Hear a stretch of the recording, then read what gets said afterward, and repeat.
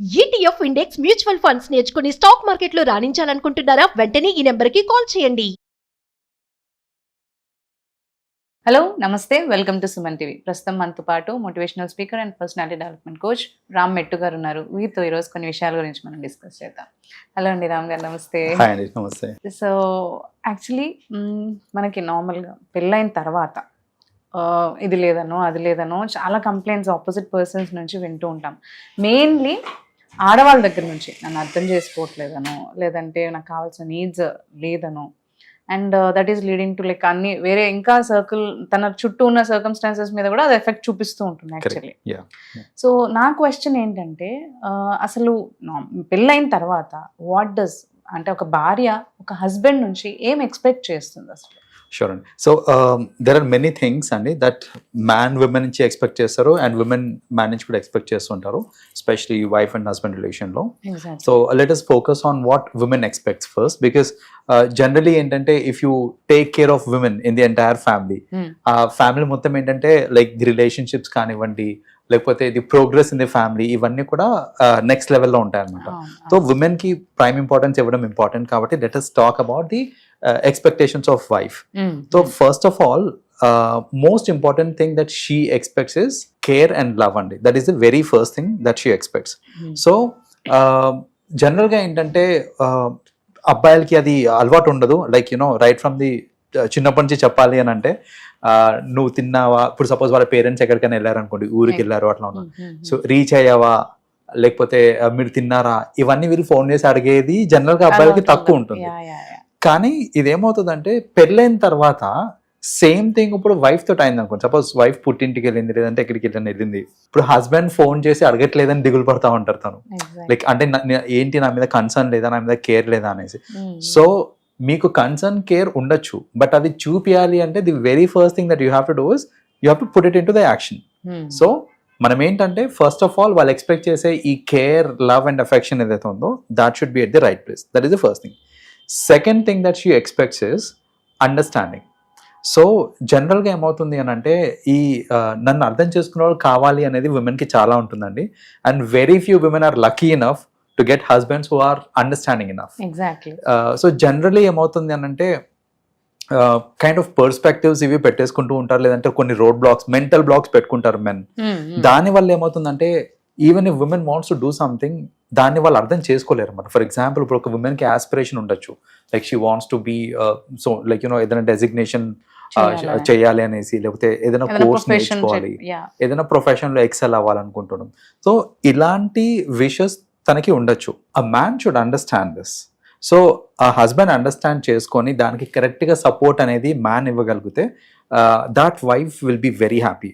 So అలా కాకుండా నీకెందుకు ఇప్పుడు ఈ టైంలో పెళ్ళైపోయింది కదా, పిల్లల్ని చూసుకోవచ్చు కదా, సో ఇలాంటి మాటలు మాట్లాడడం వల్ల ఏమవుతుంది అని అంటే, she feels that in a way నా బాధ, లేకపోతే నా ఎయిమ్, నా ఆస్పిరేషన్ ఇవన్నీ ఎవరు అర్థం చేసుకోవట్లేదు. మాటలు ఎందుకు వస్తాయి అంటారు అసలు యాక్చువల్లీ? అంటే నిజంగానే అర్థం చేసుకోక, లేకపోతే ఏదో వేరే పనులలో పడి, లేకపోతే అలా వాళ్ళకి లేదండి. బేసిక్ ఏంటంటే ఇలా అర్థం చేసుకోవడం అనేది ఫస్ట్ ఆఫ్ ఆల్ చిన్నప్పటి నుంచి నోబడీ ఈస్ ట్రైన్.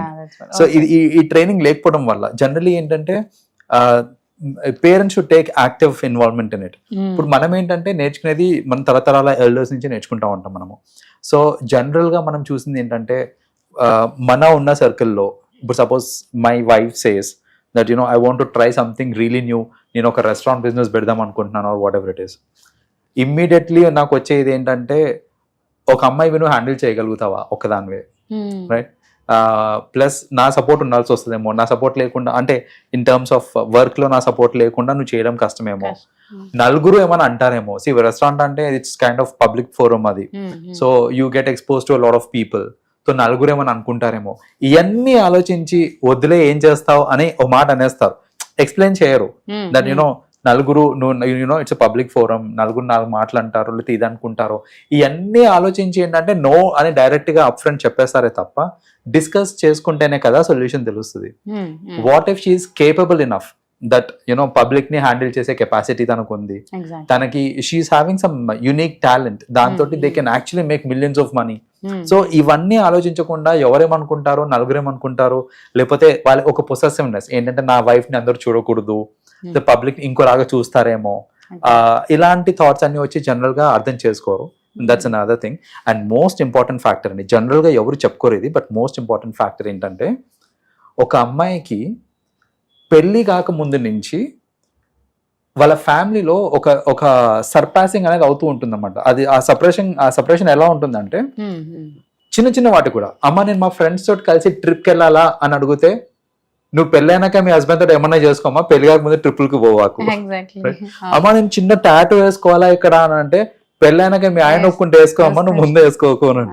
సో ఇలాంటివన్నీ డ్రెస్సెస్ విషయంలో కూడా వాళ్ళకి ఇష్టపడితే నువ్వు ఎట్లయినా వేసుకోవాలంటే వాళ్ళ ఇష్టం అమ్మ, నువ్వు పెళ్ళైనాక నువ్వు ఏమైనా చేసుకో, పెళ్లి కాకముందు చేయకు అని ఒక కైండ్ ఆఫ్ రిస్ట్రిక్షన్ పెట్టేస్తారు వాళ్ళు.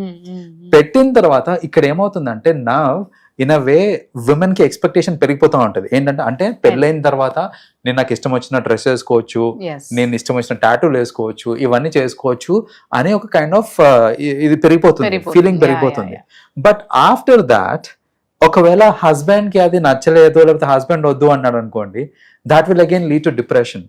So she also expects that little freedom, that you know I want to wear whatever I like, అది వేసుకొని ఇస్తున్నారా లేదా ఆ ఫ్రీడమ్ కూడా తను ఎక్స్పెక్ట్ చేస్తూ ఉంటారు అనమాట. So generally freedom is the third element that most women expect from the husbands. So what I suggest is men should also understand, they should also know that you know we have to respect their priorities, we have to respect their own wish and wills. So respect చేసి ఇక్కడ నాకు ఒకటి అర్థం కాని విషయం ఏంటంటే permission అంటారు చూడండి, నాకు అది నచ్చదండి. అంటే హస్బెండ్ దగ్గర పర్మిషన్ తీసుకోవడము లేదా ఈ పర్మిషన్ అనేది ఇంటిమేషన్ ఈస్ స్టిల్ డిఫరెంట్.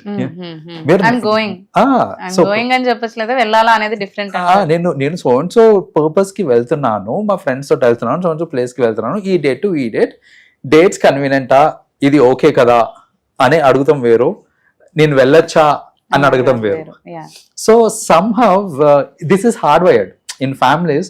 ఈ పర్మిషన్ తీసుకోవడం, మా హస్బెండ్ పర్మిషన్ తీసుకొని వస్తాం, మా హస్బెండ్ పర్మిషన్ ఇవ్వలేదు ఇలా అంటుంటారు చూడండి, అది చేంజ్ అవ్వాలండి. So what I also suggest is like you know husbands have to understand that it's a mutual you know relationship, both are equal. ఒకరికి ఒకరు పర్మిషన్ తీసుకోవడం కాదు, కొందరు హస్బెండ్స్ కూడా అంటూ ఉంటారు మా వైఫ్ దగ్గర పర్మిషన్ తీసుకొని వస్తాను అనేసి. పర్మిషన్ ఏంటండి, అది ఏదో స్కూల్లో ప్రిన్సిపల్ దగ్గర తీసుకున్నట్టు ఉంటుంది. అలా కాకుండా ఏదన్నా సరే డిస్కస్ చేసుకొని ఒకళ్ళ ఇష్టాలని ఒకళ్ళు రెస్పెక్ట్ చేసుకొని మ్యూచువల్ డిసిషన్స్ తీసుకుంటే రిలేషన్షిప్స్ హ్యాపీగా ఉంటాయి. So these are the 3 major factors అండి that mostly wife expects from love, understanding and that little bit of freedom to do what she likes. Yeah. Thank you so much for sharing. Yeah, thanks Andy. Yeah.